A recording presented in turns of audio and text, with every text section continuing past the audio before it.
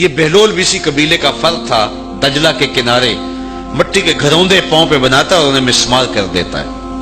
وہ کبھی آپ نے دیکھا ہوگا کہ بچے ریت میں اپنا پاؤں رکھ کر کے اوپر سے ریت تھپک لیتے ہیں اور پھر پاؤں ہولے سے نکال لیتے ہیں، بچ جائے تو بڑے خوش ہوتے ہیں، اور جب کھیل ختم ہو جاتے تو اسے گرا دیتے ہیں اپنے ہاتھوں سے۔ بہلول بھی اسی شغل میں لگا ہوا ہے۔ بہلول یہ کام کر رہا ہے، گروندے بناتا ہے گراتا ہے، گروندے بناتا ہے گراتا ہے۔ بادشاہ گزرا، پوچھا بہلول کیا کر رہے ہو؟ ہنس کے کہا جنت کے مکان بنا رہا ہوں۔ کہا بیچتے ہو؟ ہاں بیچتا ہوں۔ کتنے کا؟ 10 روپے کا، سیل لگائی ہوئی ہے۔ بادشاہ مسکرا کے گزر گیا، دیوانہ ہے، مجنوں ہے، اپنی موج میں لگا ہے۔ پیچھے سے ملکہ زبیدہ بھی آ رہی تھی، اس نے بھی دیکھا، کہا بہلول کیا کر رہے ہو؟ کہا جنت کے مکان بنا رہا ہوں۔ کہا بیچتے ہو؟ ہاں 10 روپے کا بیچتا ہوں۔ 10 روپے بادشاہوں کے لیے کیا ہوتے ہیں؟ 10 درہم نکالے، اس کو دیے، اس نے دریائے دجلہ میں پھینک دیا۔ فقیر اتنی دیر تک فقیر نہیں بنتا، داتا صاحب فرماتے جب تک مٹی کا ڈھیلا اور سونے کی ڈلی اس کی نظر میں برابر نہیں ہو جاتا۔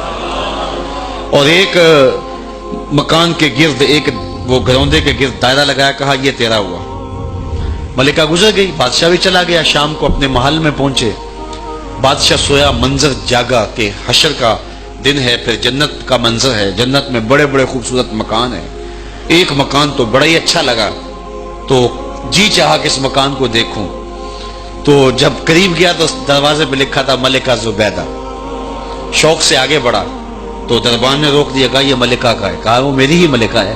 کہا دنیا کے ضابطے اور ہیں، آخرت کے ضابطے اور ہیں۔ بادشاہ کی آنکھ کھل گئی، بے چین ہو گیا، ملکہ کو بیدار کیا، کہا تو کون سا نیک عمل کیا ہے؟ میں نے جنت میں تیرا یوں مال دیکھا ہے۔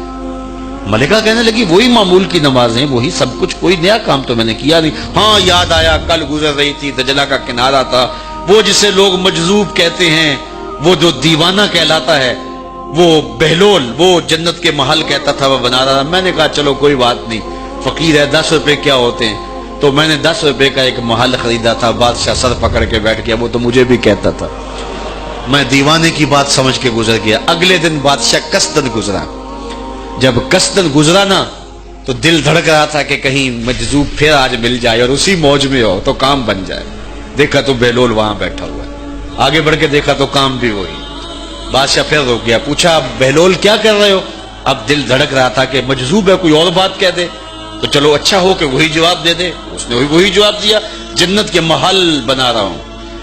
بادشاہ کا کچھ دل ٹھہرا، پھر کہا اچھا بیچتے بھی ہو؟ ہاں ہاں بیچنے کے لیے بنا رہا ہوں۔ بادشاہ ادھر جیب میں ہاتھ ڈال رہا ہے اور ادھر پوچھ رہا ہے کتنے کا؟ کہا آدھی حکومت لگے گی۔ کہا کل تو 10 روپے کے بتا رہے تھے۔ کہا کل تم نے دیکھا نہیں تھا، آج سودا دیکھ کے لے رہے ہو۔ اللہ تعالیٰ ارشاد فرماتا ہے انما تنذر من اتبع الذکر وخشی الرحمن بالغیب، جو ان ڈٹھے سودے کرتے ہیں، جو بغیر دیکھ کے کرتے ہیں۔ اچھا چلو ایک خوشخبری میں آپ کو بھی سناؤں، اور وہ خوشخبری رسول اللہ کی زبان سے۔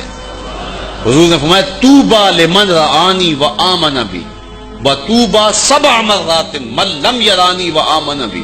فرمایا صحابہ تمہیں مبارک ہو ایمان کی کہ تم نے مجھے دیکھا اور میرے اوپر ایمان لائے، اور کہا انہیں 7 مبارکیں ہوں جنہوں نے مجھے دیکھا بھی نہیں ہوگا اور پھر بھی ایمان لائیں گے۔ انما تنذر من اتبع الذکر وخشی الرحمن بالغیب فبشرہ بمغفرۃ واجر کریم۔ ان کو بشارت دے دیجئے بڑی عزت والے اجر کی اور خوشخبری بھی۔ تو جس اجر کو میرا رب بھی کریم کہہ رہا ہے وہ اجر کیسا ہوگا؟ تو یہاں تو لہجہ دم توڑتا ہے اور الفاظ ساتھ نہیں دیتے کہ اجر کریم کی کیا تعریف کریں جس اجر کو میرے رب نے بھی کریم کی صفت سے موصوف کر دیا ہے۔